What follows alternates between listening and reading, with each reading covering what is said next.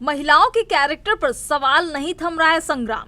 ये बात इसलिए भी क्योंकि देश में धार्मिक मंचों से महिलाओं को लेकर दिए जा रहे बयानों पर विवाद थमने का नाम नहीं ले रहा है। पहले कथावाचक अनिरुद्धाचार्य और फिर संत प्रेमानंद के बयानों ने सोशल मीडिया पर खूब बवाल मचाया था।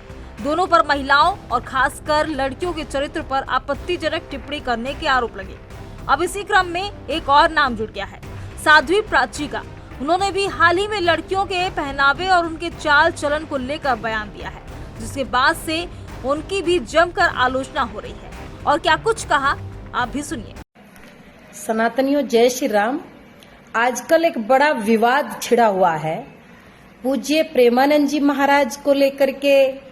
माँ भगवती स्वरूपा मेरी प्रेरणा स्रोत, पूज्य दीदी माँ जी को लेकर के जो लोग उनको टॉल कर रहे हैं, उनकी बुद्धि पर मुझे बड़ा अफसोस हो रहा। ये लोग कुछ और तो कह नहीं सकते क्योंकि इनके जीवन में कोई कमियां नहीं है। इनके वक्तव्य में कमियां निकालते। 5 बॉयफ्रेंड आपकी बेटी रखेगी, क्या वो किसी का घर बसा सकती है? ये बात सच कही है पूज्य प्रेमानंद जी महाराज जी ने। मैं धन्यवाद करती हूँ, सच को स्वीकार करना चाहिए। वो बेटी कभी घर नहीं बसा सकती। अरे बेटी तो मेरे घर की इज्जत, मेरे सिर का ताज, और आज वो अश्लील हरकतें करके अश्लील वीडियो बना रही है केवल पैसा कमाने के लिए। मेरी पूज्य दीदी माँ जी ने बिल्कुल ठीक कहा। माँ भगवती दीदी माँ ने बहुत अच्छा कहा है। उनको चुभ रही होगी ये बात, जो लोग बेटियों के ये ठुमके देख रहे हैं। देवी देवताओं को बदनाम कर दिया भाई इन बच्चों ने। भोला नू नाचे, भोला नू नाचे। शर्म आती है, मुझे अफसोस होता है।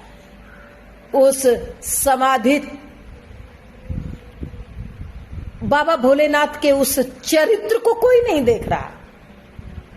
भांग घोट के ला, ये अश्लील वीडियो, ये अश्लील हरकतें, बेटियां करके, बेटे करके, बच्चे, क्यों इनको नहीं समझाया जाता?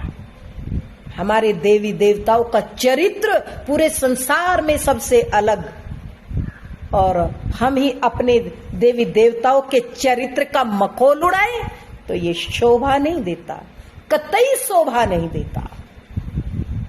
आज मुझे भले ही मुझे भी विवादित कहे, लेकिन सच को सच कहना ये मेरी फितरत है।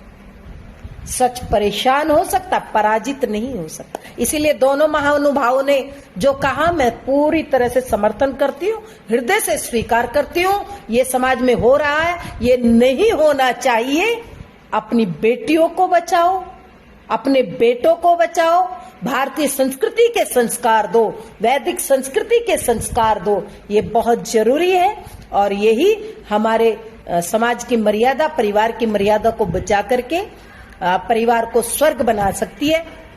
जय श्री राम। तो सुना आपने कैसे साध्वी प्राची ने यहाँ तक कह दिया कि जो लड़कियां खुद को मॉडर्न दिखाने के चक्कर में संस्कारों से भटक रही हैं, उनके साथ अगर कुछ गलत होता है तो उसके लिए वो खुद जिम्मेदार हैं।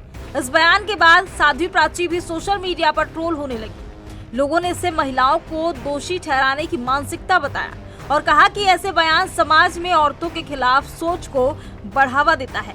इससे पहले कथावाचक अनिरुद्धाचार्य ने मंच से कहा था कि लड़कियों को मोबाइल नहीं देना चाहिए क्योंकि मोबाइल से उनके संस्कार बिगड़ते हैं। वहीं संत प्रेमानंद ने भी कुछ दिन पहले यह कहकर बवाल खड़ा कर दिया था कि लड़कियां रात में बाहर ना निकले क्योंकि समाज में खतरे बहुत हैं।